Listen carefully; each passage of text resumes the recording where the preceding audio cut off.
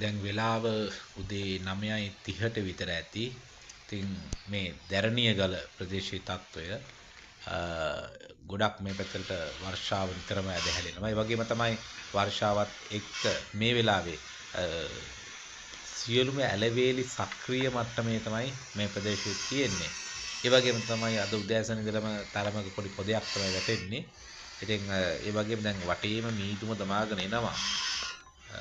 මම ඉන්න ප්‍රදේශයේ පුරාම මීදුම තමයි තියෙන්නේ. අද කාලගුණිතයක් අයාපත් තත්ත්වය තමයි තියෙන්නේ. ඔබට පේනවා ඇති මේ කන්දෙන් මීදුම ගලාගෙන එන ආකාරය. ඉතින් පොඩි සීතලකුත් තියෙනවා. ඉතින් ඇලවේලි මෙන්න මේ විදිහට සියලුම ඇලවේලි සක්‍රීය මට්ටමේ තමයි තියෙන්නේ.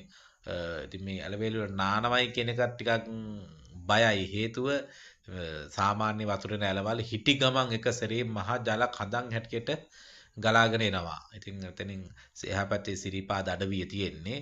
ඉතින් ඒ සිරිපාද අඩවිය ඒ වගේම අවට තියෙන තවත් කඳුපන්ති රසක්ම තියෙනවා. ඉතින් ඒ වගේ ගලාගෙන එන වතුර තමයි මේ ඇලවේලි හරහා මේ විදිහට ගලා බසින්නේ. ඉතින් මේ ප්‍රදේශ වලට එන අයටත් අපි කියන්නේ නාන්න එපා පරිස්සමෙන් ඇලවේලි වලට නම් බහින්න එපා කියලා. මොකද මේවා මෙහෙම තිබුණට කොයි වෙලාවෙ වතුර වැඩි වෙනවද කියලා කියන්න බෑ.